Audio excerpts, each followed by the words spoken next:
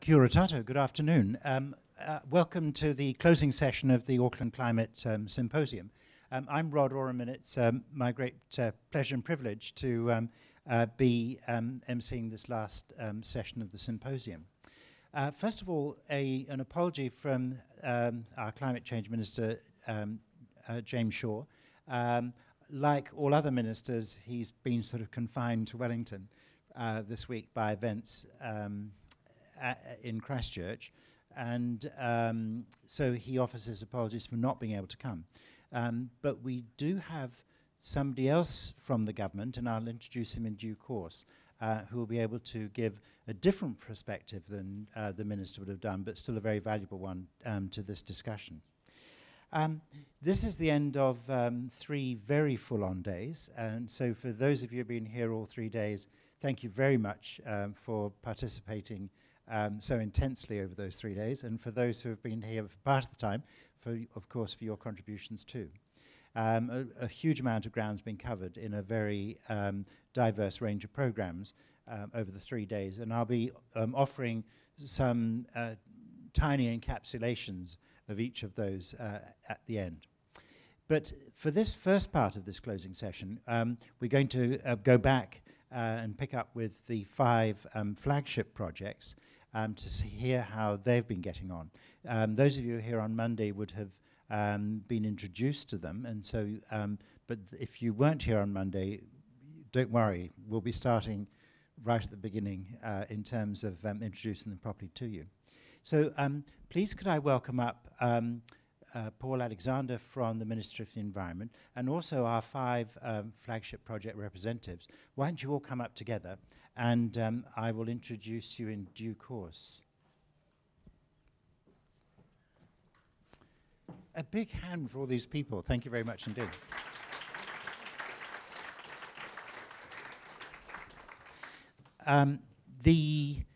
I've got everybody up together because although the initial part of the conversation I'm going to have is with Paul, he's been sitting in on the work of the 5, and so I'll also be drawing him into that conversation. But let me introduce the 5 to you. I'm going to struggle slightly on order here. Oh no, I think I'm going to be able to work this out. So this is Paul, who is Program Director, the Low Emissions Transition Hub at MFE.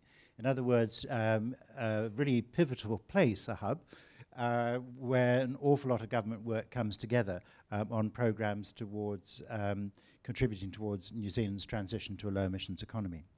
And then next to Paul is Jessica Rose of HRC, and she's been involved in the Decentralized Energy Flagship. And then next to Jessica is Chris Purchase from Tonkin & Taylor, the engineering services company. And Chris is involved with the Circular Construction Flagship. That's ways in ensuring that when buildings are demolished, the materials are reused in various ways, and so we get much better resource efficiency and minimal demolition material going to landfill. And then next to Chris is Miranda James from Panuku, and she'll be in due course be talking about the Green Blue Networks flagship work down in Manukau. And then next to Miranda is Matt Montgomery from Auckland Council, who's been involved in the Climate Innovation flagship. And on the end is, I should be able to work this out. Oh gosh, it's Tim. Thank you, Tim. Tim Fitzpatrick, also from Auckland Council, on the City Centre flagship. Thank you for flashing your lanyard at me. That was great. But if I could start with you, Paul, would you like to describe the sort of the overall role of the Transition Hub as a starting point in our discussion about the government's role in this? And so we have more of a sense of the government's connection on all of these issues with the work we've been engaged on over these 3 days here in Auckland. Kia ora tātou. It's the left-hand one until it turns green. If you hold it, it will turn green.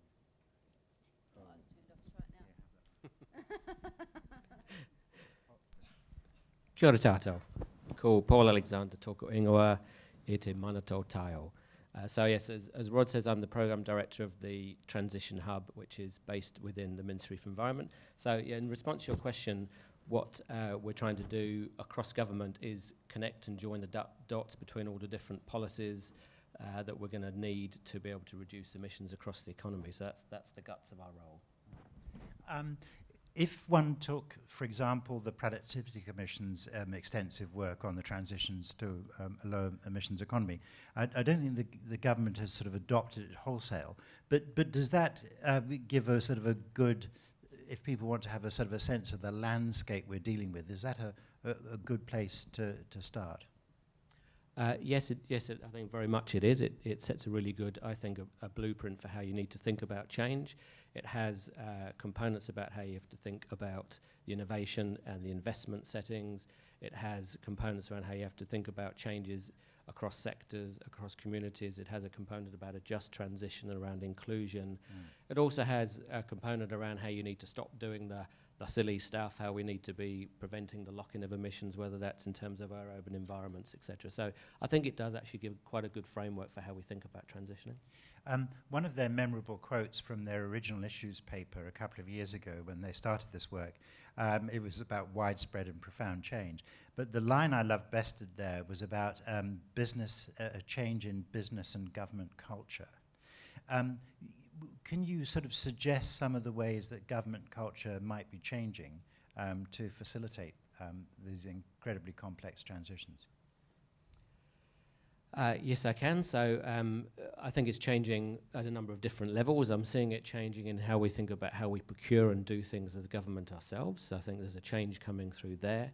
There's also a change in terms of leadership. There's now a climate change chief executives board to set up that's trying to drive that change throughout the system as well.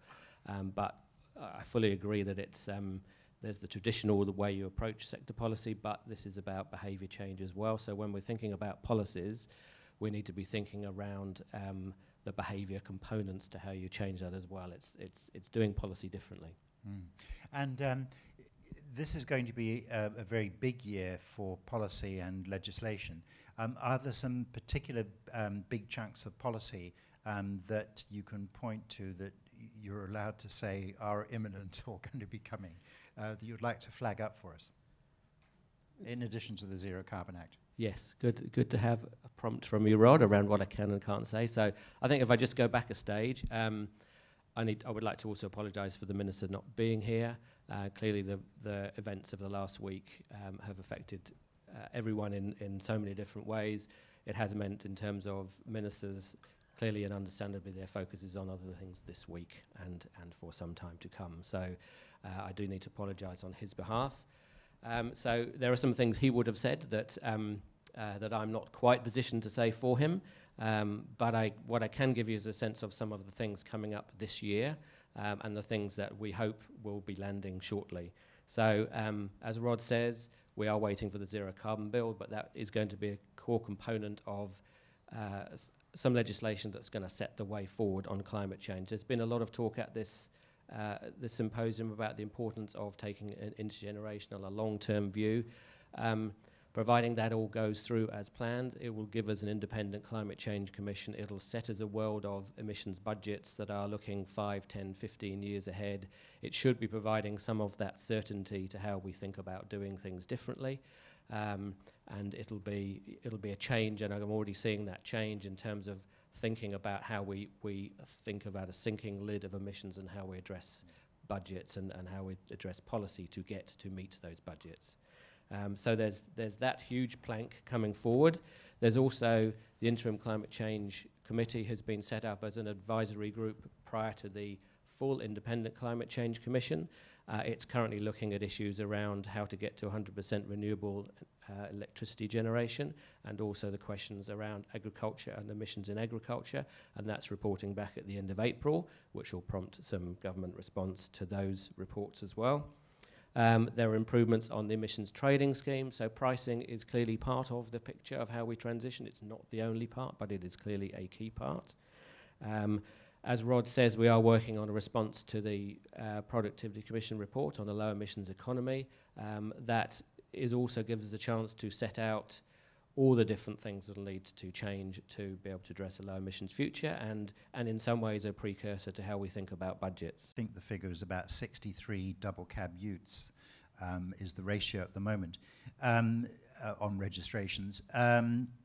Is there any policy in the works that you might be able to give us a suggestion of that would try to find some extra incentives beyond sort of government departments buying some electric cars that might start to put some real momentum into that transition of the light vehicle fleet? Sally, just slightly to correct you on that, it's 1 to 64 was what I thought. Oh, which, it's worse than I thought. Even worse, which I must admit I was conscious on when I went on holiday this year, and all I could see were double cab buttes everywhere. That's right. So I'm very conscious that needs to be fixed. There is work going in terms of thinking around that. I can't say too much more at the moment, but those purchase incentives and a close look at the Productivity Commission recommendations is an important part of our work. Thank you. One last question before we move on to the flagship projects. Are there some direct linkages from what's going on at MFE at a national level to some particular aspects of what's going on in Auckland that you'd like to highlight?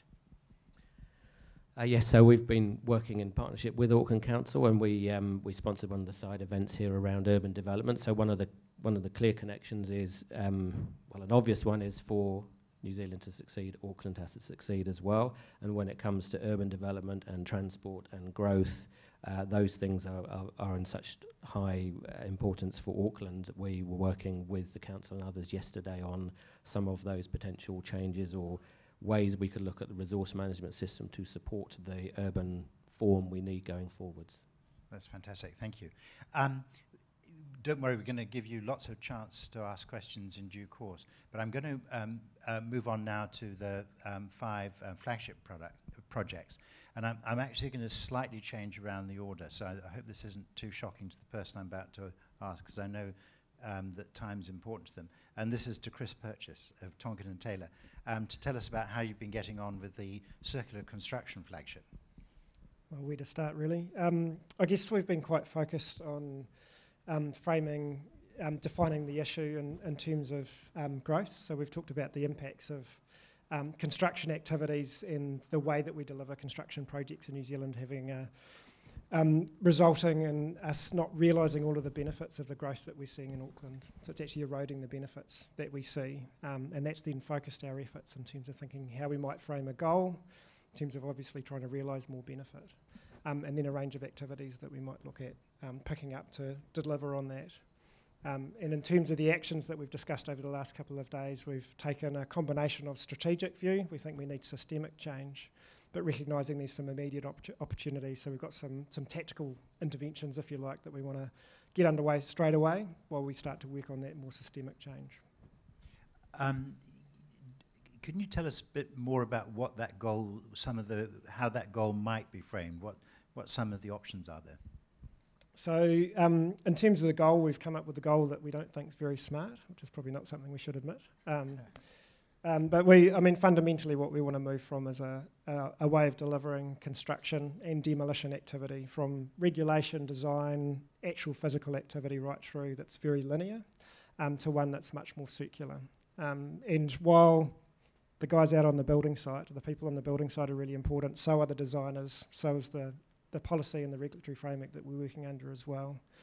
So we've talked, in terms of our goal, we've talked about getting all of the right building blocks, all of the right components of that structure right, to enable a circular economy. And the way that we measure success on that is actually realising benefits from growth that we think are being eroded by the way that we deliver projects now. Do you have a rough idea of what percentage of all the stuff that goes to landfill is actually demolition and construction material? So in the Auckland region, that's in the order of 50%, so it's significant. And that's material that's going to municipal landfills, so the ones that we normally think of as landfills, and also material going to managed fills, which are dedicated to dealing with construction and demolition type materials. It's a large amount of material, it's well over 500,000 tonnes a year. Right.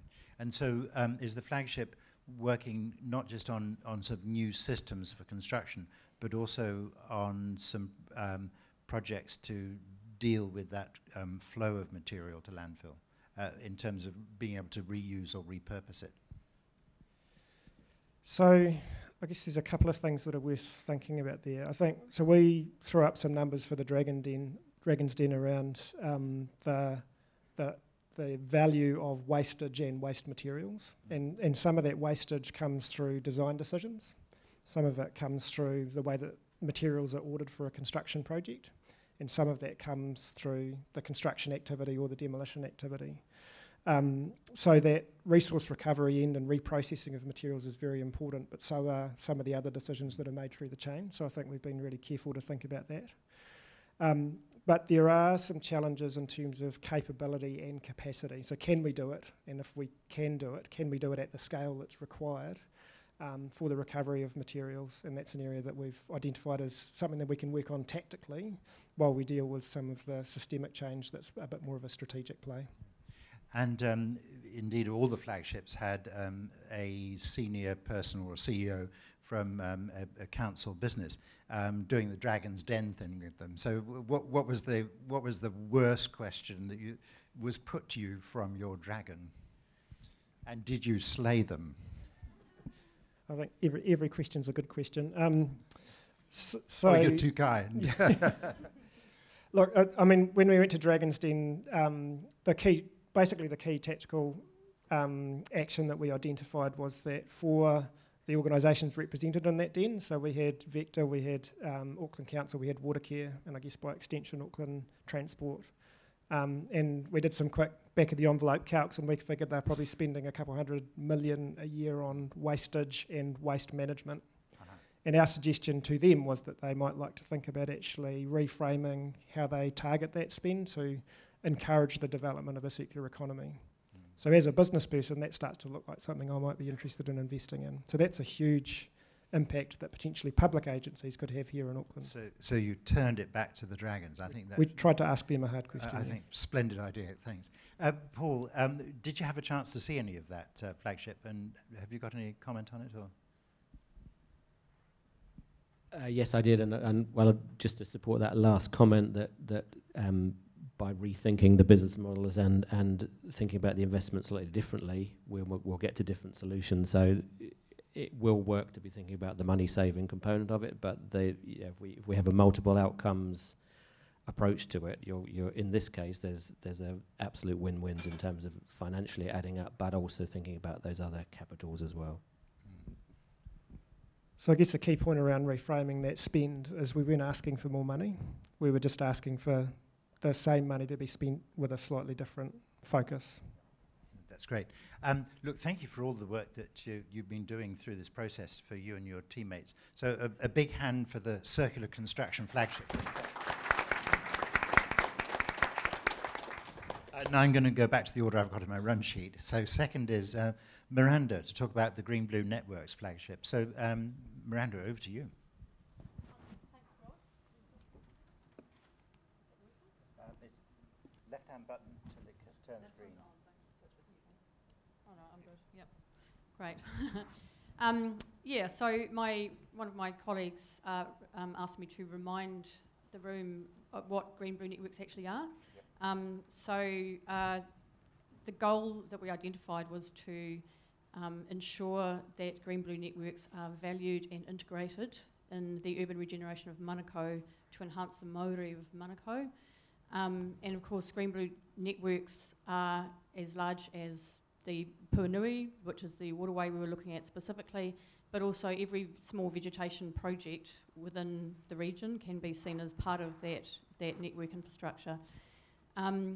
So we identified multiple benefits from blue-green networks, and from a climate perspective, the three things we wanted to look at really strongly was looking at these through a climate lens, and so looking at them specifically in terms of what the climate benefits are, looking at them from an intergenerational perspective, because these are long-term assets, natural assets that are going to be with us and with the land for a really long time and delivering the benefits for a really long time, and also just bringing that Māori worldview as well, because understanding that that the Te Ao Māori is a really important way of looking at and understanding the value that these bring from a cultural perspective, from a natural systems perspective, and in terms of climate resilience, the job that they're doing as part of our natural engineering is not to be undervalued as well.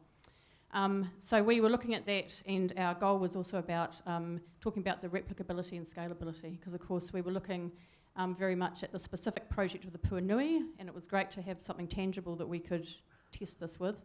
But obviously the benefits are enlarging and replicating these across a wider area, and so it wasn't just about one project in one part of Tamaki Makaurau, it was about how we can make that much wider.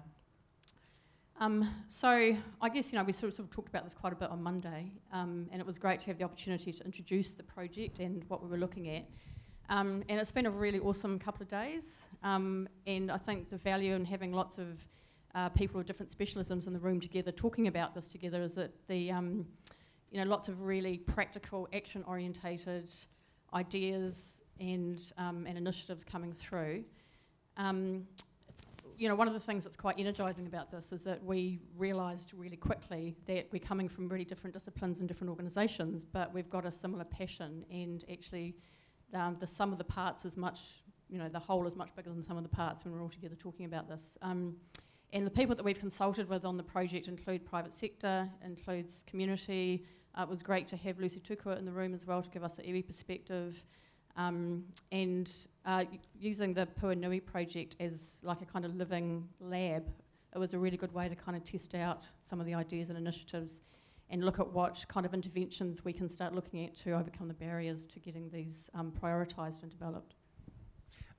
What are some of the barriers, and do they feel surmountable?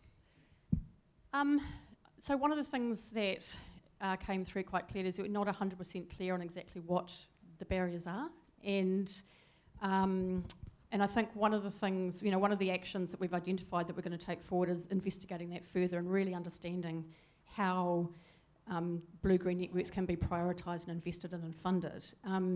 And that involves talking to the private sector, understanding what's going to help private sector to value them, community awareness raising, helping people to really see and understand the value of this kind of infrastructure. I think in terms of barriers, one of the things that we identified, which I think it came out of Todd Gartner's presentation from WRI the other day, was that when you're talking about the value that a waterway or greenway brings, the benefits are multiple, and there's many different benefit holders and takers there. And so when you look at investment decisions and who funds them and who benefits from them, it's a very, very complex equation. And so working out a way to value these is really important. And that's one of the actions that we're going to be taking forward, actually. So one of the things that we've come up with was decided to look at creating catchment champions, which is essentially, one of my colleagues described it as being a sneaky way of encouraging council to work in a living systems way as opposed to working within kind of political and geographical barriers. Recognising that actually within the council family there's people who are working in all catchments but with bringing different expert specialisms to that, and they might not even be aware of what everyone else is doing. So if you start creating little nodes of people who can work in this way, then you've it's a way of really demonstrating kaitiakitanga really tangibly. So we've set up a flagship task force. We've started formulating this. We've decided that we need to find an executive sponsor with a lot of heft. When we presented to the Dragon's Den, we had a specific challenge from Stephen Town where he looked us in the eye and said specifically, you need to push up and you need to push harder. So we took that as him putting his hand up to be our executive sponsor. So, so we're quite pleased to have that happening for us. I think I'll just talk to the value of having the Dragon's Den being there to kind of, for us to test the concept and to kind of road test it with people who are sort of out there making these big decisions. So the two things that really came through for us, Andrew Eagles from New Zealand Green Building Council said, don't overlook the value of avoiding or mitigating risk. That if you're investing in these networks which have got a really important role to play in climate resilience, the stuff that you're avoiding and the disasters and damage that you're helping to not happen has a value as well. So that was quite an important outtake. And Kate from Vector, I think she said, what's the business, what's in this for business and what's in this for the private sector? and encouraged us to think about the fact that business is looking really hard at what it's doing on climate, and how can this kind of project assist them to tell their story as well.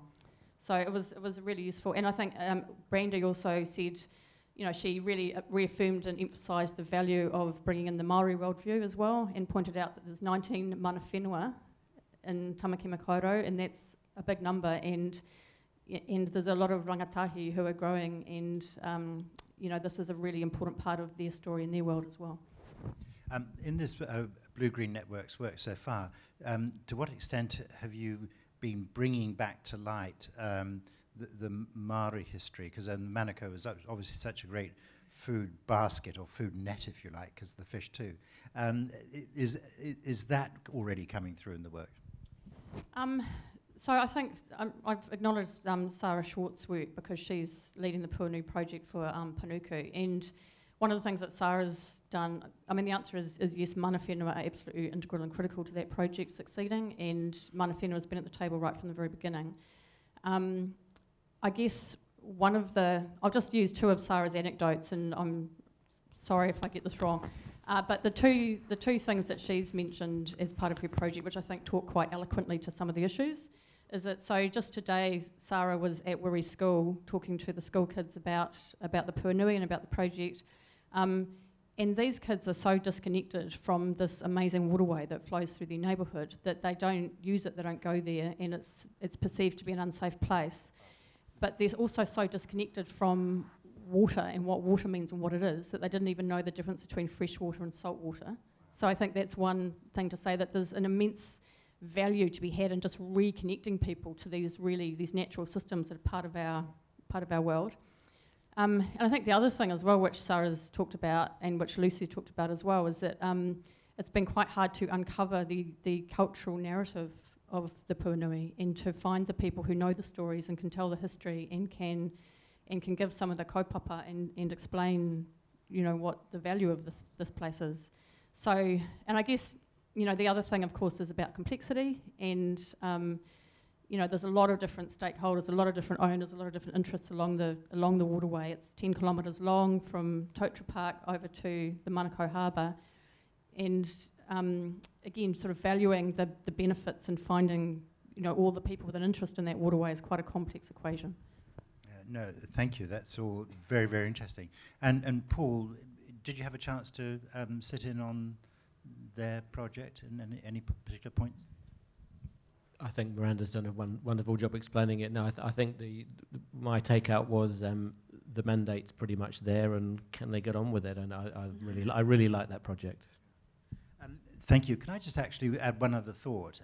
Is the role in which biodiversity is a metric, whether it be on land or water there, as a way of measuring the health of those blue and green networks, and what your preliminary findings are of that. Yeah, so one of the big questions that we're addressing with the Flagship Task Force is going to be about value, and about establishing what the metrics are to evaluate success, and I think biodiversity has got to be part of that. So on day 2, we split the group into two. There was the optimists and the pessimists on either side, and we had the optimists did a kind of milestones chart of really specific milestones and what would success look like, taking us all the way out to 2050. You know, and biodiversity is a big part of that equation. So by 2024, we want there to be tuis in the backyard. By 2027, kiraru in the backyard. And by 2050, we've achieved the urban ngāhere goal of having 30% canopy cover. So it's, you know, biodiversity has got to be a really important part of how we measure success. Yeah. I'm sorry, there's always one last question. I promise this is the last. When you divided into a group of optimists and a group of pessimists, was it self-selecting even, or did you have to yank some pessimists into the optimists, or vice versa? I'm just kind of trying to test the general sentiment here. It was self-selecting. Yeah, we knew where we were. and fairly even. So a bit of a tug of war between the two worldviews. Yeah, it was a really useful session. Thank you. Very good. Look, a very big hand for the Green Blue Networks. Thank you. Next up is the Decentralized Energy Flagship initiative, and this is where Jessica Rose is going to speak. And earlier on Monday, you'd heard from Marie-Eve Bacon from Vector. So Jessica's with HRC. Heat Recovery Company. No, that was originally this what is the an initials came. excellent introduction there. It's actually HLC, and it HLC. stands for Houses, Land and Community. Oh, right. Sorry. And one of the excellent things about me speaking is that I am going to speak about decentralised energy. However, our organisation is about master planning and urban development. So here goes. Go for it. I guess one of the key things about that, though, is a little bit of explanation about what our decentralised energy flagship was, but also how it was put together. I'm speaking in words that have been put together by a group of people who come from Vector, from Solar City, from Vodafone, from Trustpower. We've had input from IMBI. So it's actually quite a wide selection of voices, and I'm going to be drawing on some of that knowledge and some of the things I've been able to integrate with housing along those lines. But so when I'm speaking, this isn't a whole lot of things that I came up with over the last day or so. It's been a real collaborative effort, which has been really exciting. So for decentralised energy, we on our first day in the team, I guess our provocation was, we want to get to a zero carbon energy network as soon as possible in New Zealand and in Auckland. And at the moment, we're looking at about 65% is that renewable, sustainable, zero carbon outcome. But there's a bit more that isn't. And one way of getting there could be to decentralise where the energy comes from. So we kind of had to make a discussion around, does that mean diversifying main power? Like, do we put in a whole lot of wind turbines? Or alternatively, do we power from our houses? Do we power from decentralised solar or heat recovery? Or there's a whole list of efficient, systems, peer-to-peer trading systems, and micro generation, battery storage, and how that might relate to future fit homes that will be able to respond to potential future power needs, such as should our car fleets transition to electricity power rather than fossil fuels. So it's kind of, we had to look at quite a lot of things to try and pull this together and how that might look. And I guess one of the first things that we said was, well, it's really important that we make this live, that we make this happen, that we make it deliverable, and that we make it tangible. We all agreed. We wondered, how could we actually do that coming from such diverse companies with such diverse sort of mandates or wants, and that we definitely didn't want to do something that was just on paper. We wanted something that was going to happen. And so what we came up with was a really good case study of how we could work it out on paper, and we're going to call that DE10K. there's some, decentralised energy, 10,000 homes. And what that means is we have found a place that could absolutely run this as a trial situation for Auckland and potentially New Zealand, which has 10,000 homes. It means we could decentralise energy at scale.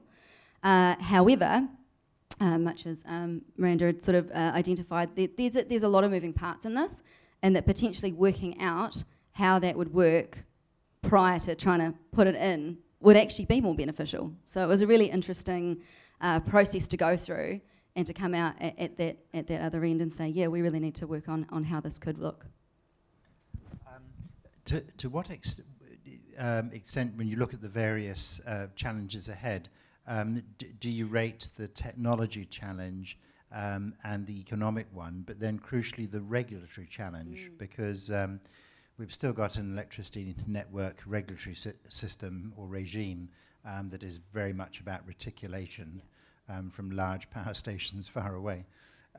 So can you just give a sense of where you feel the progress is possible on those three areas of technology, economics and regulation? Well, we think the progress is absolutely achievable on all three of those. So, and one of the things is we kind of identified that we need to have a paradigm shift in how we think about delivering these things or how we measure the outcomes. And understanding economic benefit, a financial bottom line, is very important to independent organisations. But for us as a city, as a whole, and as people individually, we know that there's other things that are important in how people live. So one is the technology exists. So that's something that can absolutely be delivered. Technology will change, it'll evolve, it'll adapt. We need to be agile to be able to respond to those things. But as well as that, we kind of need a mandate, and that comes down to sort of those regulatory and also, I guess, policy-led decisions. So for our team, it was really important to try and discover where does the mandate come from for our organisations to engage in it, knowing that we want to from a social wellbeing perspective, but and I think that was really useful hearing from Paul earlier as well, that there's certainly, if there's that appetite from central government, then that can really, really support the opportunity of us being able to activate it and have it work in real time, and then be able to kind of replicate it fairly quickly across the country, which, I mean, one of our sort of stretch goals, which would be exciting, is again, we did our long-term planning, and we sort of thought, wouldn't it be great by 2023 or 2024, if this is a model that's absolutely useful, that we can be retrofitting homes with this potentially, you know, battery power packs and solar panels that may, the same way that we do when we're retrofitting homes with insulation, you know, at this time. Nice. Paul, is there any particular work going on about this idea of decentralised generation at a central government level?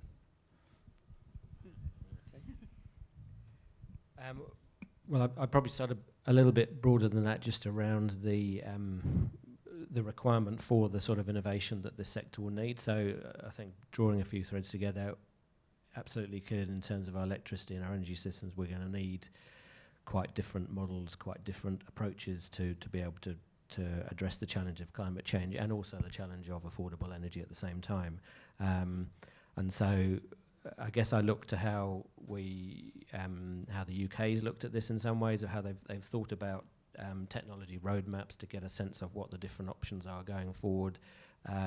Approach a number of countries have had, and I like this idea in terms of just testing, prototyping is going to have to be the way to test the system and the case studies around this. So yes, the idea of decentralised energy and the regulatory components of that is in the mix amongst other things. So I mentioned that the need to look at renewable strategy more generally this year. So I think it feeds into that space, but it's one of a number of different areas. The other big piece this year is the electricity price review as well, so looking at the electricity system from that angle too. Thanks. Who was your dragon, and how did you get on with him or her? Well, there's a panel of dragons. A panel of dragons. A whole panel of dragons. What was really good about some of the questions that we were provoked with was that a lot of them were things that we'd anticipated, and so some of them were things like being challenged on, well, is solar the best way that we could get to energy efficiency? And it's one of the ways. Certainly having energy efficient homes and good energy management are extremely important, and we're kind of already taken on those assumptions as a given. A lot of homes, I mean, from a Housing New Zealand perspective as well, are certainly burnt with a minimum standards now, which are actually quite high for energy efficiency and for the health of the home and the occupants. So it was really exciting having questions like that come through and know that we'd kind of considered those and that we wanted to move a step ahead of that for that really future fit, and really thinking about when the houses are delivered in 10 years' time, are they prepared to operate in that new, in that new decade? Fine, thank you very much indeed. Paul, any particular... Oh, thanks very much. A big hand for Chris as he slips away. Thanks very much. Okay, thanks.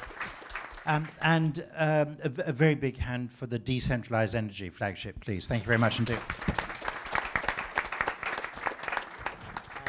I'll turn now to Tim, if I may. And this is Tim Fitzpatrick from Auckland Council to talk about the City Centre Flagship. Is that on? Hello. Yep. Kia ora tātou. So our plan, we spoke about it in the opening day in the panel, and what we've, I guess what the sprint has allowed us to do, bringing together a number of different parties and almost disparate work streams, is to really push that further. Our goal, I guess we've moved through over a period of weeks now, is a lofty goal, but it's achievable and it's actually really tangible, and that is to have, for Tamaki Makaurau to have the best air quality for a city of our size anywhere in the world. Once we move, I guess our vehicle for this is the refresh of the City Centre Master Plan. So that's the City Centre Master Plan 2020 edition. The plan itself will have a more comprehensive climate action plan for the city centre in itself. This will build off work that has had great success down at Wynyard, particularly with Green Star buildings, with healthy waters, stormwater quality work. And also we're actually able to then look at, although some of the other flagship actions are in other physical areas, we're able to bring those into our plan for the City Centre Master Plan. However, what we've identified as a gap and is missing specifically for the city centre is around transport emissions. So we have already signed up to this C40 fossil fuel streets declaration. This has two parts to this. This is about creating a zero emissions zone within a significant part of the city centre and moving our public transport, and particularly our buses, into electrification. So that what we've, I guess, what we've done in terms of that zero emissions area is we've actually worked that in, made that an intrinsic part of the future access plan for the whole city. So this is an access plan. So this is deliverable. It's not minor, but this addresses a whole bunch of needs, and this goes to the co-benefits of understanding, not just about climate change, about behaviour change, about congestion issues, how these are tied together. So our access plan for the city centre will increase accessibility for drivers. Most of the people who drive into the city now will still be able to drive into the city centre. It's not a car-free city centre, but it is one that can have the potential to leverage cleaner vehicles, electric vehicles. It can incentivise those. It promotes non-discretionary vehicles, emergency vehicles, critical service and deliveries to keep the operations of the city going, better waste management, cleaner waste management, electrified vehicles, smaller vehicles. It enables better mobility for people. An interesting aspect to that, as we talk about that, one of the things we debated early on amongst the team was, look, are we talking about co-benefits, are we talking about climate change? And one of the things that was really useful in, with some of our manawhina reps in understanding that is that the health of, you can't have healthy people without having a healthy environment. We can't keep separating these discussions, and that the two go hand in hand. And that's allowed us to be more ambitious in this plan and say, yes, we can have the cleanest air quality for any city in the world.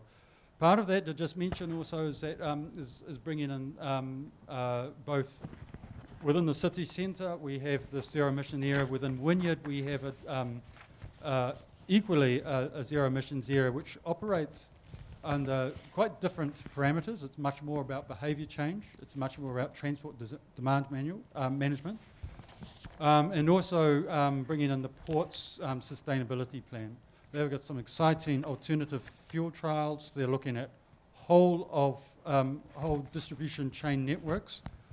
That brings the potential leverage of what ports can do into benefits all across the network. So every vehicle that comes into the port that moves out of the city centre carries those benefits. A really key requirement to achieve that is to not penalise Tamaki Makaurau for that, and to have a regional port strategy so that to even the playing field and ask that from all of our ports to meet those goals. Fine, thank you for giving us that overview. Just out of interest, which cities are our competition in this clean air stakes here? And where do we rank currently versus the best that we would like to compare ourselves to? I'm going to defer to Dr. Nick Talbot. Here, let me give you a microphone here. Oh, okay. Thanks. It's good to know. It's good to know who the competition is. I was trying to send it telepathically. This might be better. Hi, so I'm Nick Talbot. I work for REMU. I'm the air quality scientist. At the moment, Finland's vying for it quite successfully. Helsinki, in particular, are generally well regarded in having a best clean air quality or offering that. Also, Reykjavik is right up there as well. We're very privileged, i.e. we don't have any dirty neighbours around us. So we're very lucky that we've just got clean, from anthropogenic human. There's no human emissions coming anywhere close to New Zealand or Auckland. And we don't even have cities around us because we have a southwest to northeast sort of trade wind. We generally are only pulling from that, so we don't pull from other cities as well. All the pollution we have from vehicles, actually we release right here, which means we have total control over our mitigation strategies for this, especially for nitrogen dioxide, which is a key pollutant.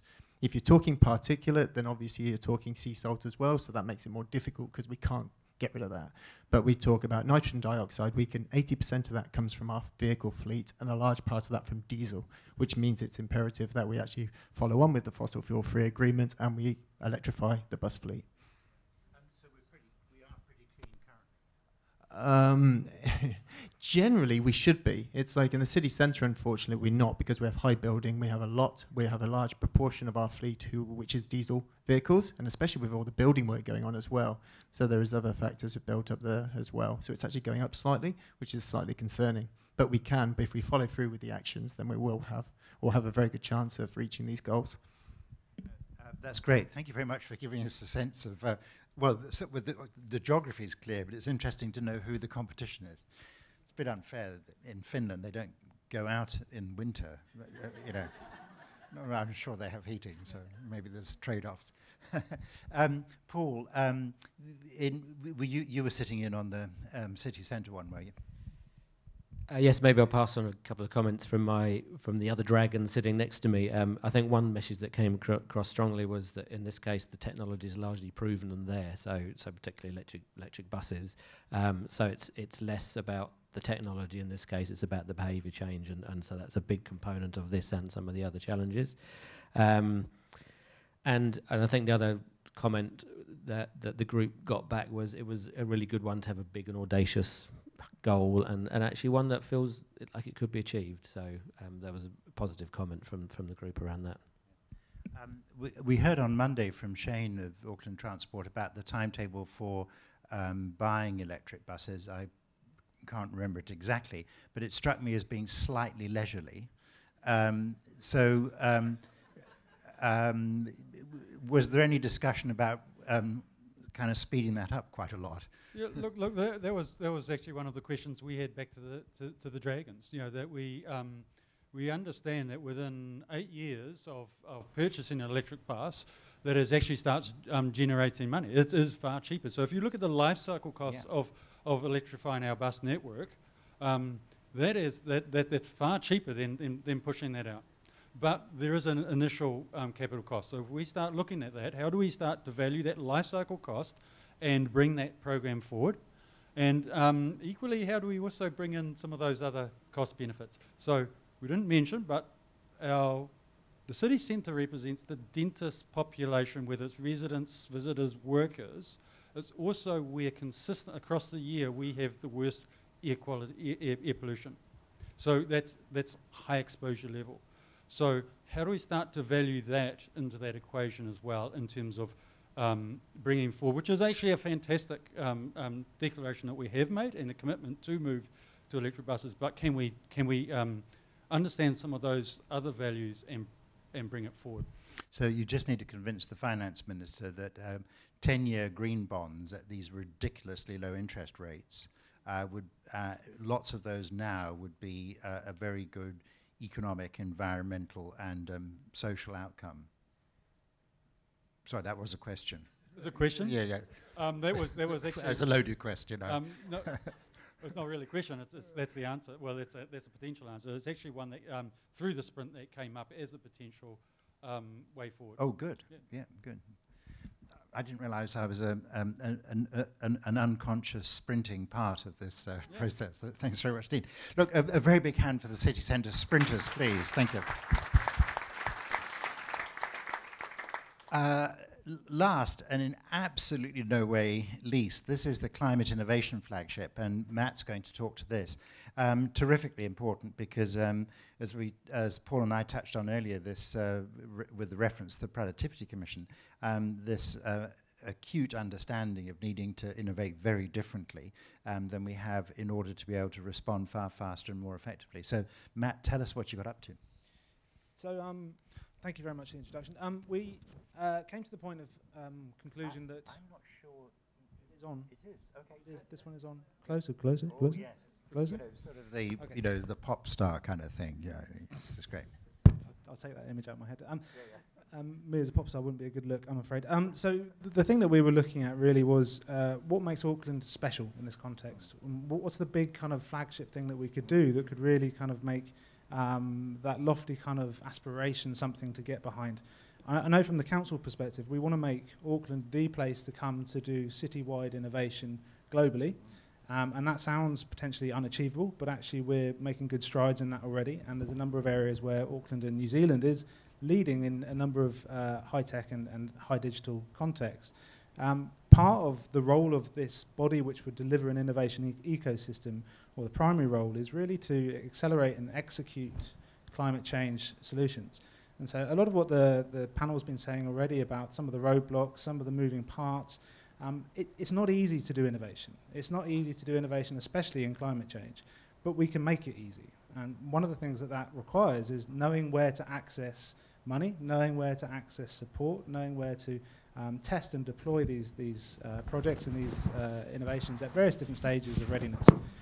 So part of the role of the innovation ecosystem is to provide that connecting ability, to be able to make sure that it is ridiculously easy for people to do innovation projects here. And I think with that in mind, we would start with an initial phase of getting together a sustainable business model for what this thing is, getting a group that's able to get it to the point of being an investable opportunity. So Auckland Council can provide a role in that space by providing a physical laboratory. This space that you're sitting in is a great example of Panuka and Ateed working together to deliver innovation at scale. And we can also provide support in getting the model to that point where we can ask more founding partners to come in. If you look globally at these sorts of innovation ecosystems from a city scale, and they're typically called living labs or various other sort of derivations of, they require a quadruple helix model. So that's where you've got industry, academia, community, and government all working through a co-ownership model. This is a shared thing that we need to do collectively. And that's what we'd like to get to, is a point where we have founding partners on board who can have all the right levers, all the right assets, all the right services and systems in place to enable this innovation to become ridiculously easy here. That would be the sort of medium-term game, is that we then have a view of the system.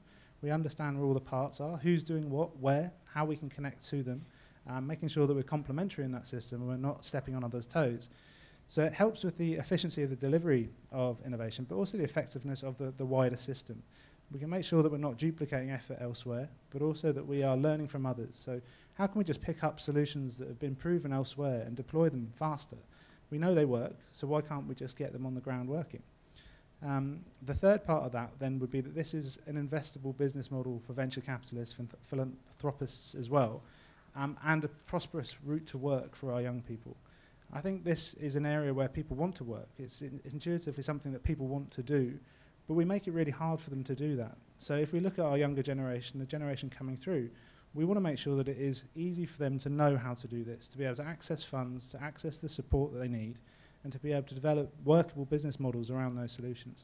So that would be the long-term aim of the innovation ecosystem, would be that we have a venture capitalist arm to it, which is then able to draw down internationally on effort, insight, knowledge, and deploy here, so that we have something that can really deliver outcomes fast for Auckland. And particularly on the funding side, there's agencies like NZVIF, Callaghan has some money. Is it possible to pull them into an actual climate innovation model, in addition to trying to find those customized sources of finance, do you think? Absolutely, and that's what I mean by the quadruple helix model, is that those players are absolutely integral in that system as well, and it's connecting with them and not running against, so making sure that what we're doing offers something of value to those individuals as well. The other key part there is having really strong iwi and community representation on this to make sure that things are place-based, that they are really relevant to the situation that we're trying to do them, and meeting those requirements in a holistic way. So it is definitely something that needs to be done together, and something that needs to be done mindful of others so that we're complementary of. In searching around for examples of innovation that sort of loosely but genuinely tie into climate, they still seem a bit elusive. One that I would sort of put into that category would be power by proxy for non-contact or contactless recharging, which Apple bought and then is beefing up its that give us a sense of where we might be developing some particular niches around climate. Here ourselves? Yeah. Well, one of those examples is that we in the council have a Farms and Food for the Future programme, which is looking very specifically at how we use our 40 farms and how we get the most out of them from the perspective of environmental stewardship, but also delivering employment locally to communities and enable people to be able to get back onto the land, to manage the land in a more curated way. And whilst that isn't directly climate change related, there's a lot of climate change related things that need to be true for those farms to be sustainable farms and farms which are fit for the future. Oh, if you went, big regen ag stuff, that would be a fantastic biodiversity and land and water use. That could be a flagship all on its own. It'd be fantastic. So we have another program working through our innovation structure to deliver that. And I think that the key is the role that government can play is that we can de-risk a lot of the innovation activity. We can provide assets. We have 40 farmers, so we have 40 farms and about 7 farmers, but their livelihood isn't dependent on them making profits. So we can actually help them to experiment and to do things differently, and tell others what that means and how they can transform and change as well. So we can take a lot of the risk out of the early stage of innovation of both developing prototypes, but also how you deploy innovation technologies in practice in reality. No, superb, thank you. Paul, were there some things on your mind about the climate innovation flagship? I think, yes, to say this feels like one of the hardest ones to define and one of the most complex ones of the 5, but that's also because it's one of the most important and one of the most challenging, and we do have a system that's very complex currently, an innovation system that has multiple players. We have, as Rod knows, we have VIFs and GIFs and all sorts of things, and so different, a whole range of funding sources. We've got a whole range of national, regional, local and community and entrepreneurs playing in this space. So what I can commit to do is work with the team, and I've spoken to some of them afterwards around that connection to the national component to this. But I think that is part of the answer, but it has to also be how it's bottom up and how Auckland can find out something for itself that it can lead on as well. Is there any other town or city around the country that's billing itself as a climate innovation centre? Are we competing? This is cooperation or and collaboration rather than necessarily than competition. But are others thinking along these lines too? Yes, they certainly are. In terms of Southend, actually, is doing some real thoughts around how they use land use quite differently, and how they might be looking at growing different crops, growing different things like oats, for example, to think about how that might be a new industry, a new area they develop further. And clearly also Taranaki with the whole energy transition story there. So there's 2 I'm certainly aware of, but yes, plenty are thinking in this space. Fine, thank you. A very big hand for the Climate Innovation Flagship, please. Thank you very much indeed.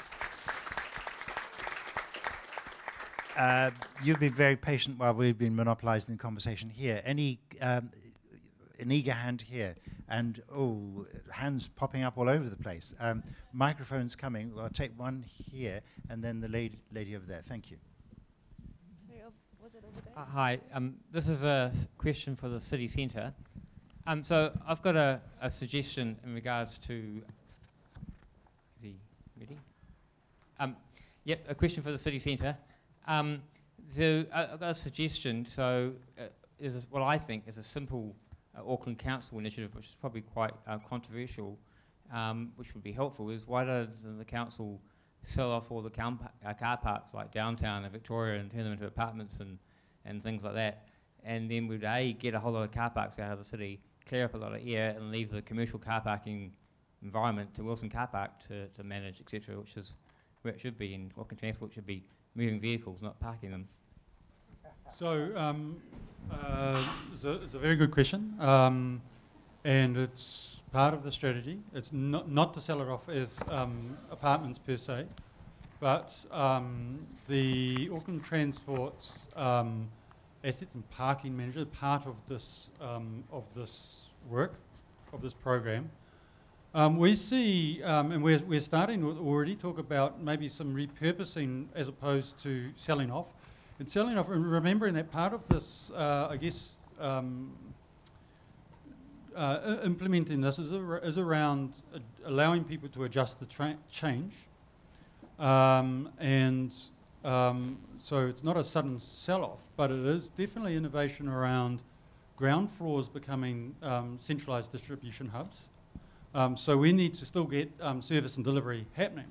And if it's not happening amongst every street, how do you have more efficient distribution? So Auckland Transport already running a couple of innovative programs where they have a consolidation centre, many vehicles instead of coming through and doing individual trips into individual addresses, are consolidated outside of the city and then moved through the city centre on e-bikes or electric vehicles.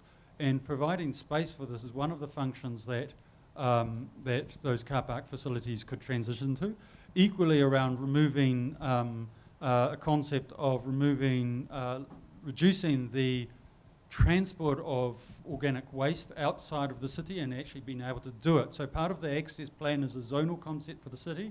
Imagine if each one of those zones and those car park facilities actually treated and composted on site effectively. So car parks are part of the equation. It's not necessarily selling them off to as apartments.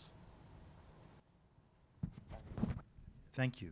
Kira, thanks. Kia ora koutou.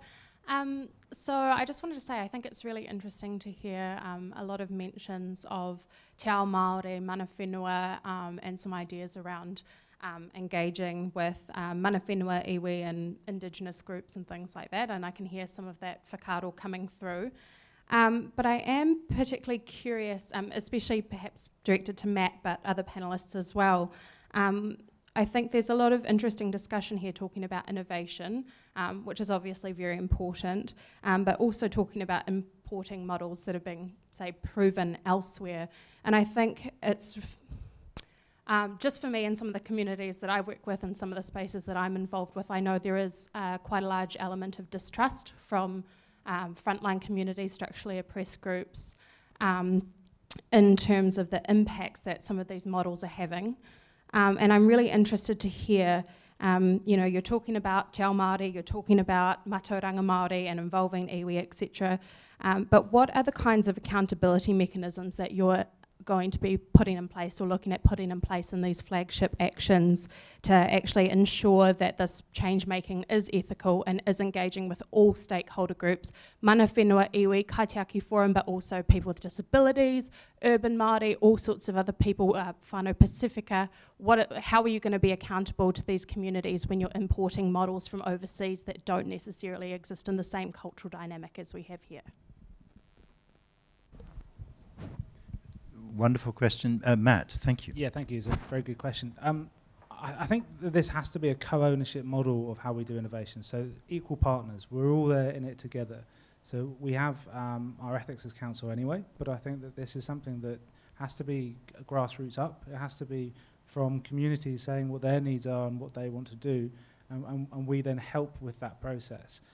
So we not only then have a steering committee or a governing body which then can set the right way in which we go about this, but we are also making it bottom up. So this is something that we're doing to help others to do innovation. So in that context, we can explore, we can test whether or not those models or technologies from elsewhere have meaning or relevance here before we get to the stage of doing something. So it would be fully consultative. It would be something that we'd need to do together. But I fully take your point that it's something we need to be very explicit about how we do go about that and how we embed that in from a very early stage. Any other? Yeah, I think one of the things that came through at the first session on Monday was around governance and around that we have to rethink ownership and governance and who leads these things, otherwise we're not going to get it right. And I just want to shout out to the Puanui project, which I know I've banged on about a little bit, but the regenerative model which is being used there is really, really getting into a very place-led community, right to the heart of who's it for and who owns this stuff. And I think we've got to undo the way we've done things in the past, otherwise it's not going to work, So I think that's a really pertinent question, and I think it's a big challenge for all of us who are in decision making and influencing roles, is about how you genuinely, open up and give away some of the ownership and bring in a wider group of stakeholders and people who are really invested in this. And I think actually, I'd just like to shout out to the really eloquent young people that were here on Monday, and I think that youth have got to be part of that because it's their future, and involving young people has got to be a really big part of that as well. Sarah, do you want to say anything about Puanui and the regenerative?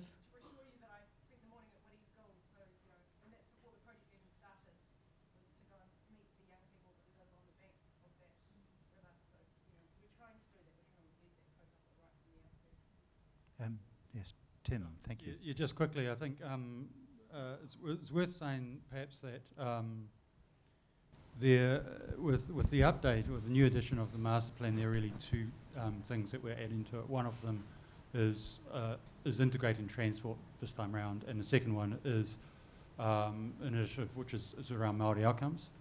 And over the last year, I've been incredibly privileged to be able to work with the Kaitiaki Forum. And while we're giving shout-outs, I will to that forum, because that's monumental, what they've achieved and they're achieving, and it's not easy. It's really tough. So I've had the privilege of being able to work, particularly with the culture and identity po, to shape up what that plan might be, and so we're working on that, but also for that to influence how the lens we put across all the work we're doing. Thanks. Some more questions. So who's got a microphone? Yes, please. Thanks. Hi, look, I would just like to direct it. Forgive me, I think you're Tim, and I forget your name. Forgive me. Look, I work, both at a job and also privately in my own personal time in some of the poorest communities, in the city. It's quite obvious to me that in the lower socio-economic areas, and I've just took her to that young woman over there who's just raised some of the issues that I'd like to raise. Specifically, as a union organiser, I'd like to address some questions to you two there. I work amongst bus drivers, specifically, who are suffering from the effects of the public transport operating model. I've heard a lot of kind of nice, neat phrases around transitioning into electric buses and so on and so forth. I'd just like to ask, how do you see a transition for, specifically, I guess, bus drivers who are some of the most socio-economically disadvantaged workers in this city?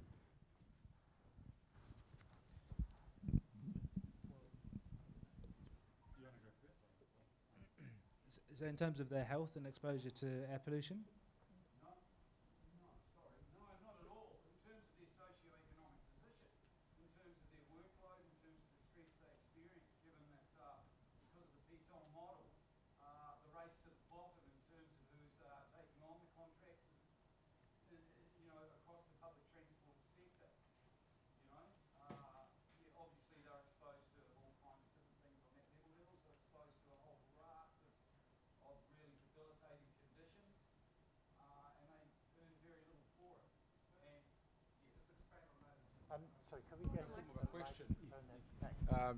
in form of a question, is under the current PTOM or public operating model, we're wondering in terms of especially the buses, and that's a great idea, obviously, we do want electric buses, but in terms of the people driving them, how are you going to reward the contracts and to what operator? Because at the moment there are many operators that are it's really shameful how they treat the drivers, and you've probably seen in the news a lot of bus drivers striking and protesting and so on because they are overworked.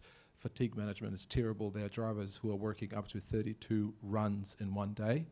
There are drivers out there who are driving 5.5 hours without a break, toilet break, and so on and so on. The list goes on. So there's good operators, business owners who do try to do the best they can, and then there are operators who basically get contracts because they pay their drivers the least and they treat them like shit.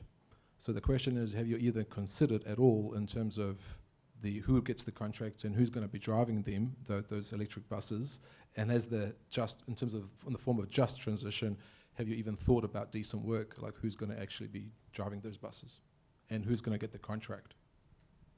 Are you going to be considering their conditions before you reward contracts?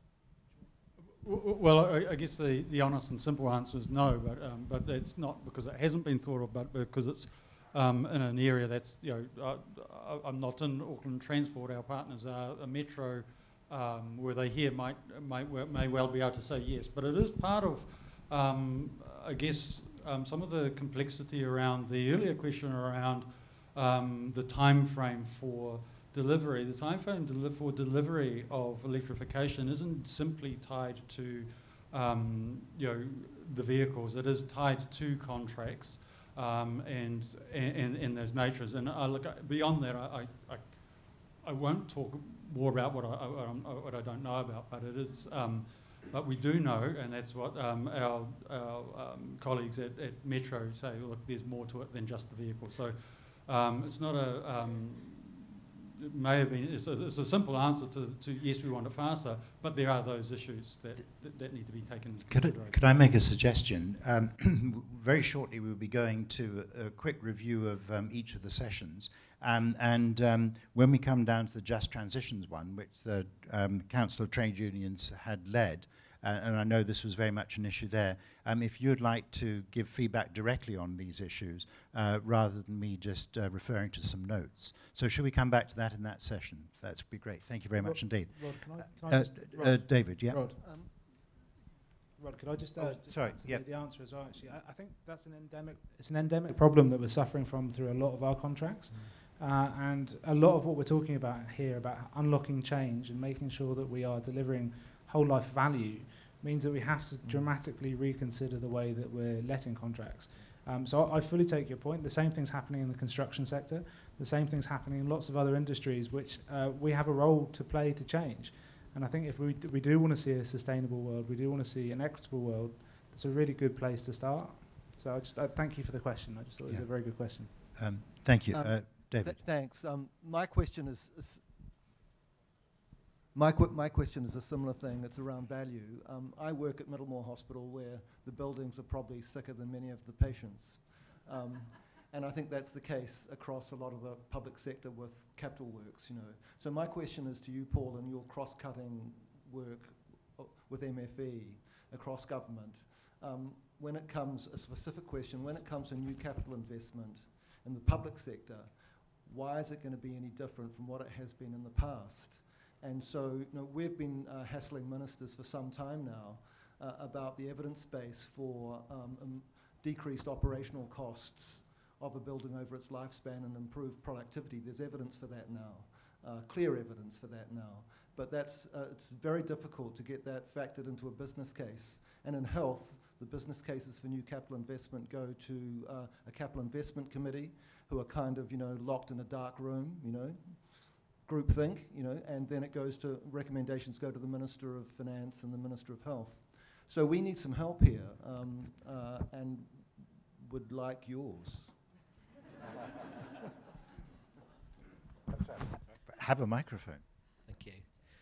So, quite a common theme across a lot of these around how we need to rethink valuation, how we need to think about it in terms of business plans, but in terms of how we think about community projects, in terms of how we think about the climate impact assessments, but also those wider environmental sustainability indicators. What I can say, there are some things going on underneath in government. That this budget is being termed a well-being budget.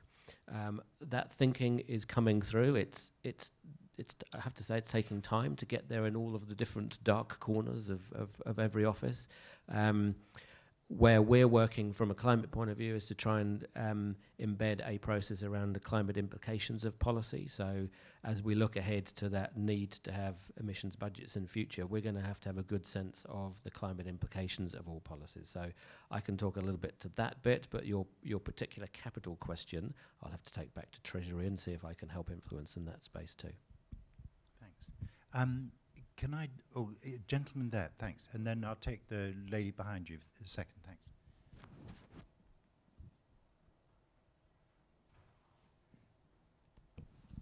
Kia ora tātou. Tracy Davis, Ngāti Whātua Kaipara. I've got two questions. The first one is to the gentleman from the Crown. Regarding carbon credits and for planting. So I'm connected with the Kaipara Harbour, and it's interesting seeing a rural area that's Auckland City is 40% plus. But we're planning on doing a massive amount of planting up there. And a lot of the farmers, they don't generate a lot of income from their land. So, you know, how can we change legislation around allowing the restoration planting that we're going to be putting millions of plants in to then qualify for carbon credits for those farmers? As one thing, is something we're struggling with at the moment. But then also around decentralized energy. So it's actually been, the flagship's already been run by our whānau at Ngāti Whātua Rākei, where they've done it up there on their papakainga. But also I think HLC, given your area now where you're regenerating whole communities, could really lead that way, along with Panuku as well, in your developments of, you know, by having a large amount of developments then reduces the cost for those things. So really interested to hear your kōrero about that. Yeah, so I guess in response to that, that's specifically, I think, why we had that flagship action with these people in it. So one of the key things we identify is that because of the areas, brownfield developments that this organisation is operating in, the people who are most likely to benefit from these outcomes will get that technology first, if it's something that we can actually deliver, which is the best possible outcome. So I'm really glad to hear that, and that's what I was saying as well at the beginning of the flagship. The first thing, that whole crew of people that I was talking, that I was a part of, the first thing we identified is it's been done. We know it can happen. We don't want to do a test to see if it can work. It does. We want to find out how we can make it happen, and there's a few, there's a few organisational and there's a few policy reasons that they're paradigm shifts of how we operate in a capitalist society. So it's actually really interesting, and we really, really worked on each other in that team to discuss how we could actually revolutionise the entire system of how we approach energy in this country. And I don't know where that's going to land, but we want to push it forward. So thank you. Kia ora, I'll just respond to your first question. So I know there's some work currently going on around amendments to the emissions trading scheme that relate to forestry, as well as some other components to do with carbon credit, but I'm afraid I'm not across all the details, so maybe if I catch you afterwards and I can put you in contact with someone from Ministry of Primary Industries. Lady at the back. Yes, hello. I remember in the early 70s, was it 73 or 75, Margaret Mead attended the Women's Year Conference in Wellington, at which various politicians were amongst the young people organising it. And she said, Margaret Mead said, the biggest thing you're going to have to face as women is keeping the air clean for your children. That's the big issue coming in the future. I also think water, already right around the world, is a big issue, and certainly with climate change, it's an issue. If you read something in the websites, internet, about England, where the rivers are running drier, the rainfall's going drier, and people are upping their use of water, not for drinking, but all the mechanical washing, cleaning stuff going on. So I just wanted to say, we are all responsible. If we are going to buy electric buses, we're all responsible where those old buses go to. Are they all going to be farmed off to clean little pristine Polynesian islands or to places where there's already a load of pollution? What are we going to do with what obviously people always want to make money out of, what they're letting go? I think we need to be very responsible what we're doing to the world when we improve ourselves. Thank you. Thank you. Sorry, who's the, microphone over there, thank you. Is there someone answering that question? What was the Yeah, question? sorry, What do we... sorry, I took that kind of as a statement, but does Well, anybody like to I meant respond? it as a question. It's a good actually. statement, but yeah, in response, thanks. What are we thinking about our systems approach when we take on new technology and how we divest from old technology?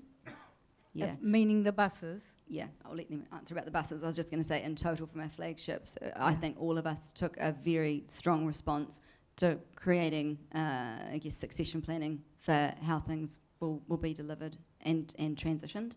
But I'll let them talk directly about buses. I'm the bus guy. Look, again, yeah, we want electric buses. When do we want them? We want them now. But you know, to further, you know, Shane's point, when he gave you that program, he said it's a soft start. Part of that again is that the Accord says we will only purchase electric buses by 2025. That means that the existing buses in their service life, we have quite a few, we'll see their life out, which actually they exist for quite a long time. So that's what actually takes you to a 2040 vision where we have no fossil fuel buses. So again, that's part of the equation. Part of the reason why it's actually taking so long is it is taking account of the life of those buses and not saying we'll just change and dump them. So that's part of the complexity of that issue.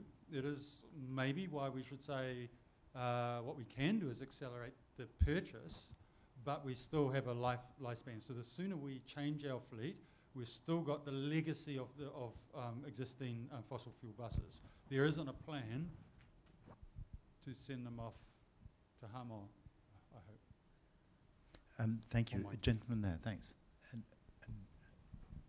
Hi, I'm Michael Eagland from Macmillan and Wing. I'd like to congratulate you guys on what you've come up with there, and particularly encourage you on the city centre and climate innovation fronts. And also to say we don't only want electric buses and want them now, we want electric ferries and we want them now. There is a collaboration of New Zealand companies that is developing electric ferries for Auckland right now, and the amount you can save, the amount you can contribute to climate change or the reduction thereof is getting similar to what you can achieve by replacing the whole of the Auckland bus fleet. Auckland's ferries burn almost 13 million litres of diesel every year, and we can change that, and we need the climate innovation flagship action to help collaborations like ours make those sorts of things happen. So I really want to encourage you, and I'd love to talk to you guys afterwards about it. Absolutely, and I think they're not particularly good on air quality either, and I'll look at Nick when I say that, but I think that would be a really good thing to focus on. You're absolutely right, they're a lot worse actually than the buses. The maritime industry has been terrible, so yeah. Thanks. Gentleman at the back keeps raising his hand. Does he have a microphone? Yes, do you have a microphone? Oh, here comes one. It's on. Good, great. This is a question for the Decentralized Energy. A few years ago when I first got excited about solar panels, I used to go to apartment showrooms and ask them about solar, and they'd look at me like I was a tree-hugging, nutty green person. And I still see nothing happening with things like apartments where there's huge opportunity. Mostly around doing the research, a simple thing like the shared metering isn't developed in New Zealand for us to have a kind of a decentralized grid. So I really just want to make the point, and perhaps ask it as a question, is the engagement with the commercial end of the community about getting solutions that they actually think can be deployed. there's some nodding. I can see some nodding from the rest of the team. So yeah, so yes, the answer is yes. Like we certainly think we've got we do have the solutions and we can deploy them. We just have to figure out the right way to make it happen. So it's kind of when you're saying there's a lot more tree hugging greenies in this room now, which is really exciting. So that must be heartening to know.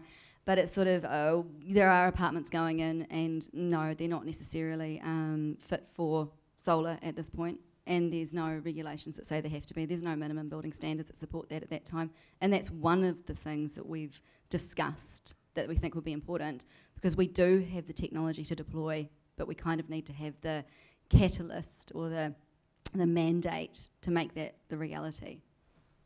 Thank you. Can I just take one last question back there? Thank you. Thank you. Duško Bogunović, architect, planner, academic. About the city center flagship action, it worries me a bit that it sounds a little bit like kind of low-hanging fruit.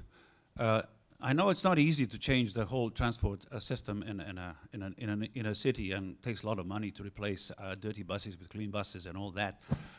But still, it feels kind of like sort of a just purely kind of technological intervention rather than looking for something more systemic.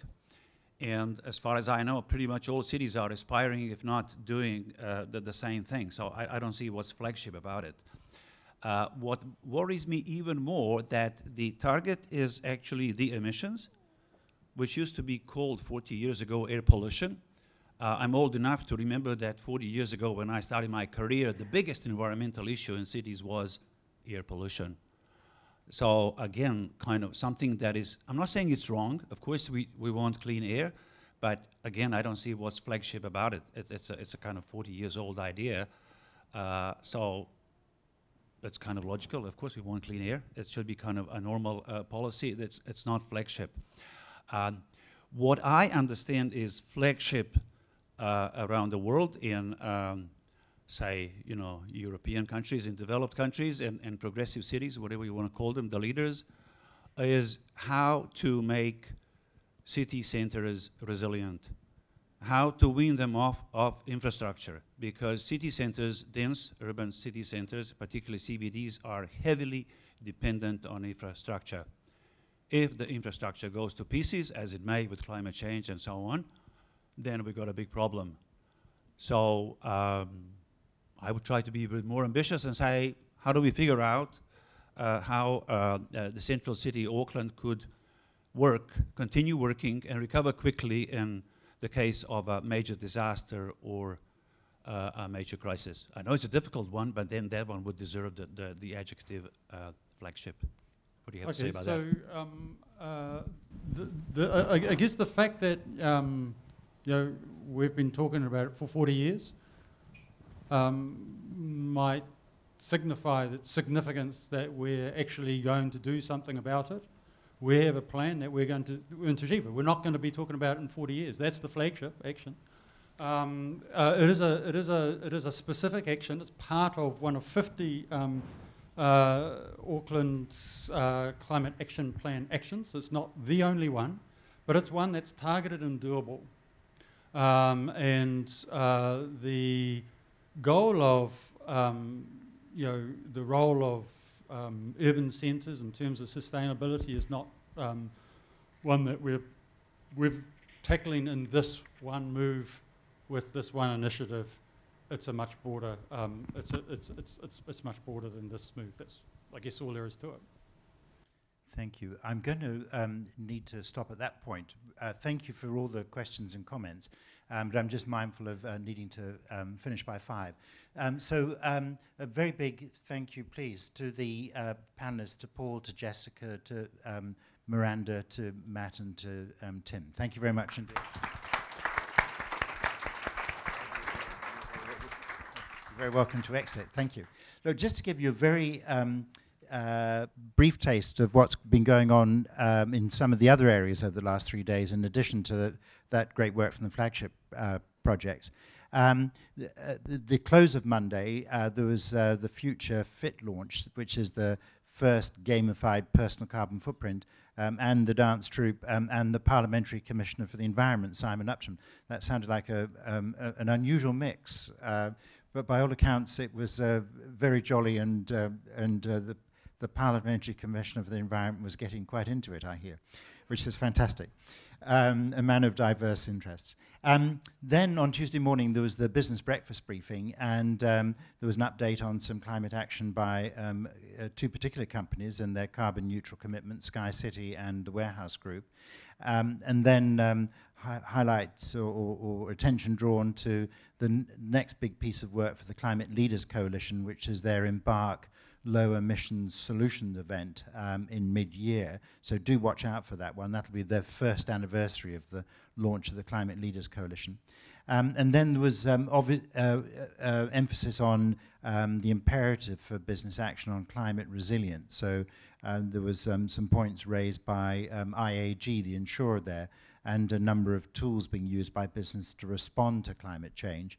There was some examples, for example, from Watercare of dynamic adaptive planning, and by Westpac of the very important global work comes out of the G20 in a task force led by Mark Carney of the Bank of England, and this is the task force for climate-related financial disclosures, a very, very powerful tool. The next event was the Great Intergenerational Food Transformation. You'll remember Boyd Swinburne before lunch on Monday highlighting the issues at stake there. And that forum was hosted by the University of Auckland, and EAT Forum, which is the Scandinavian NGO which is an absolute leader in this work, and which has recently coupled with Lancet, the British medical journal, for the EAT Lancet Commission on Healthy Food, Healthy Planet. And so there were speakers from the University of Auckland and from EAT Forum. Very interestingly, EAT Forum, based in Norway, their Director of Public Policy is a young New Zealander, Sudhir Singh, trained as a doctor here and postgraduate work in public health, and one of the original founders of Generation Zero. So it's great to see young New Zealanders like that playing that sort of role. So a very strong session there. Another session yesterday was Urban Growth and Climate Change, and that was hosted by the Ministry for the Environment, and focusing on issues such as the way many cities across the globe, including Auckland, are trying to enable land use zoning for some greater flexibility within their urban cores, particularly to deal with issues such as housing unaffordability, and trying to overcome that. Another point that came through there was the utterly crucial role for good design in this, not just in the buildings themselves, but designing some of the mechanisms for getting there, such as how we could bring together fragmented land ownership into more useful parcels, particularly for brownfield redevelopment. And again, another aspect there was trying to push through larger scale greenfield development. Now, another one was the Just Transitions one. So I'd love to come back to you. Could we just get a microphone, please, to Alana or one of the people who were in that session? Because we'd love to hear where you got to on those issues. Thank you.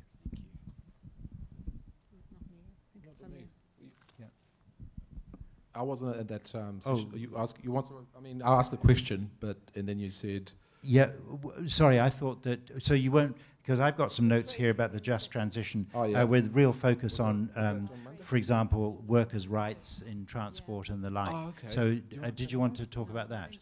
Well, we were just... we were talking about the problems in terms of just transition going forward, making sure that it's a just transition. And we were talking about, of course, everybody wants electric buses, electric ferries. Obviously, there's no doubt about that at all. But we were also very concerned about, as was already said, that currently a lot of operators that win contracts on the basis of paying the workers least and having terrible conditions, which is why we have a driver shortage and so on currently.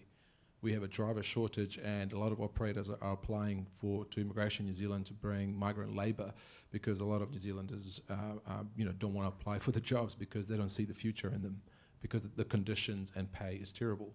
So we were concerned about that, saying buying electric buses is just, as it was said before, is just a technological answer.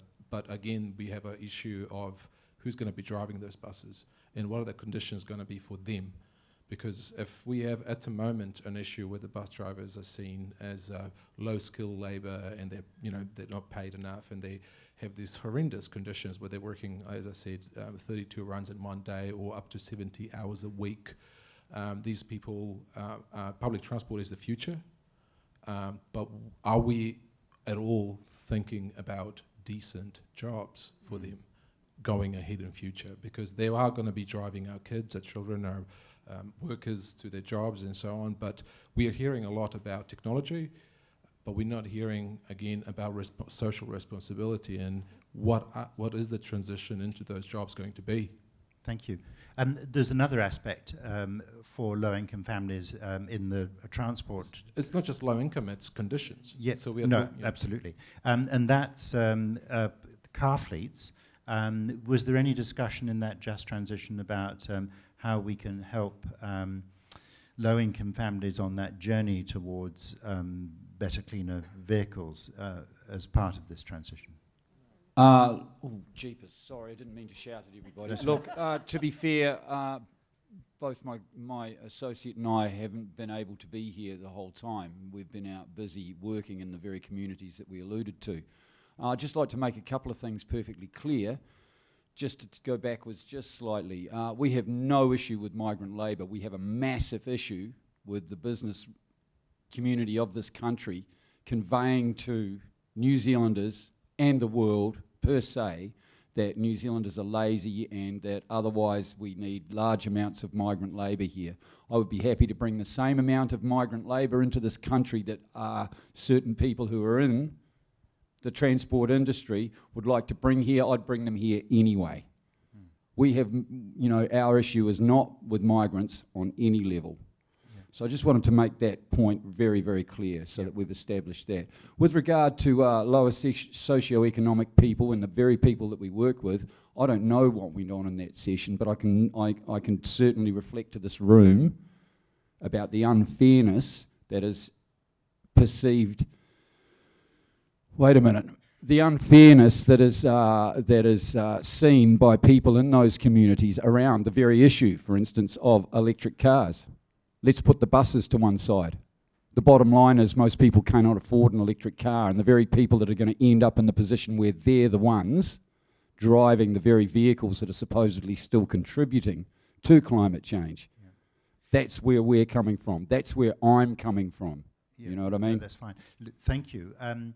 There is a great just transitions, of course, apply across absolutely everything in this. Indeed. And I just want to draw your attention to the Just Transition, to everybody, the Just Transitions Conference, which will be in New Plymouth in May, because that's going to be one of the first places we will be dealing with across all of the aspects of just transitions. I'm afraid I need to move on just to touch on the other ones. Another event was the Aotearoa Circle. This is a group of businesses and government agencies that are putting natural capital foremost in their business and economic models. Their first piece of work is about sustainable finance. So there was a session hosted on that, and they discussed the scope and focus of the forum and the technical working groups involved to improve the financial flows in that area. Another one was hosted by Generation Zero. This was Talk, Act and Achieve Climate Change Action, and Generation Zero did a brilliant job from mid-2016 onwards, lobbying for a zero carbon bill that then was picked up by Labour, it then got picked up by the Labour-led government, and so full credit to them and the way they organised that. And of course, Generation Zero is also really important because of the way in many cities around the country, including Auckland, it's rating candidates in the local government elections later on this year on many of these issues, so do plug into their work. There was the Live Lightly Community Hui this morning. Briefly, was there somebody here who would like to comment on that? Because I've got no notes on that. It was so lively, people have had to go and have a lie down. Yeah. Okay, no, I'll pass on that. It sounds really wonderful. Lastly, was the Auckland Climate Change Risk Assessment and the launch of that. And Councillor Penny Hulse is going to talk about that when she comes up to give some concluding comments now. So in terms of the great variety of work over these 3 days, very multifaceted, lots of lively, constructive, creative discussions. So thank you all for that. And I know that there's been lots of people in council working on that climate plan who have found this tremendously beneficial. So thank you. So watch out as this work progresses through the year. Next up, Councillor Penny Hulse. A big hand for Penny. Thank you very much indeed. Thanks, all yours. Thanks, Rod. I might just stand. We've been sitting for a long time. Kia ora koutou katoa. Rod's just asked me to comment very briefly on the climate risk panel discussion, and I think given the hugely erudite discussions we've just had, I'll give you a quick summary. The warm places are going to get warmer, the floody places are going to get floodier. If you live close to the sea, you may be underwater. If you live on a cliff near the sea, you may possibly end up with a waterfront section. But if that sounds a bit light-hearted, it doesn't in any way detract from the huge amount of work that our extraordinary scientists in REMU have done putting these reports together. They are utterly critical, and they honestly, in a no-holds-barred manner, tell you exactly what's going to happen and why. And that is critical because for politicians and decision makers, we need unequivocal scientific information to stand firmly on as we step out there and try and bravely advocate for change. So the climate risk analysis work is absolutely critical, and you'll be seeing that available to you soon. I just want to acknowledge the panel that I was with, and we ended up having a very interesting discussion about the role of insurance, and it's quite clear that the insurance companies are way ahead of where the discourse is at the moment. They're the ones at the sharp end of working out what they can insure and why, and that curve is moving rapidly, and I think that's probably going to be, interestingly, one of the drivers that will force councils and politicians to shake their ideas up. When things become uninsurable, we simply have to think differently. So, to try and sum up the last 3 days, what an extraordinary 3 days it's been. I think for some of us, we've been here, and then we've been going to temples and mosques, and then we've been coming back here, and then in the evening going to our communities to do prayers and to do what we do in our communities to support each other. And in between that, there's been meetings and work and huge discussions about gun control, and all of these have become absolutely wrapped up and kind of undividable somehow in the way that we've spent the last 3 days. And what it comes down to is this is simply about people. I think one of the most beautifully and coherently constructed messages was from Kira, who said quite clearly that climate change is, and I'll paraphrase it because it's how it's stuck in my mind, it's kind of a vulnerability magnifier. So our poorest communities, an equity magnifier, thank you, from the woman who spoke the wise words. It is our most vulnerable communities who are the most impacted by all of these issues that swirl around us today. And that's what I think we need to take out from here. So as we deal with climate change, we need to make sure that it builds our communities, it involves our communities, we work with our communities to do this, we don't do it to them. And that everything we do builds our communities closer, builds them in a more safe direction, and deals to some of the issues that we've all spoken about and thought so much about over the last few days. I think we do have some exciting work to do. Those projects that we've heard about, our flagship projects, the things that we can work on collaboratively. We've got some extraordinary partnerships that we've talked about over the last 3 days. Let's go forth and make them happen. But most importantly, no one else is the boss of climate change. No one else is going to take responsibility. No one else is going to fix it or build a bridge or build a wall to hold it out. It's only us that can deal with it. And for me, as I said on the first day, it all comes back to politics. Make this about politics. Make this about the decisions of who you vote for in the up-and-coming elections. Make it about requiring councillors and politicians to be brave.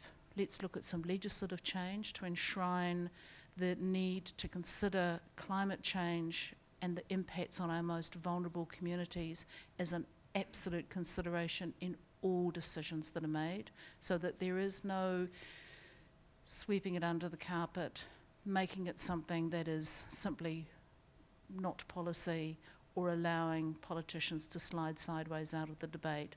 We need to enshrine it in legislation and make it something we have to consider. So Rod, thank you for helping steer us through this complicated time. To all of you for hanging in there and making it possible. At the end of 3 days like this, you always think, oh my God, this is too big, it's too hard, it's too difficult. There's a whole bunch of change that we can do, but more importantly, there's a whole bunch of stuff that you're all doing now. So thank you to each and every one of you for the huge amount of work that you're already doing. We are brave collectively, and we are brave when we hang together. So again, kia ora, love, aroha, and deep respect for the amount of work that you're all doing in this area, and I thank you, and I'll hand back to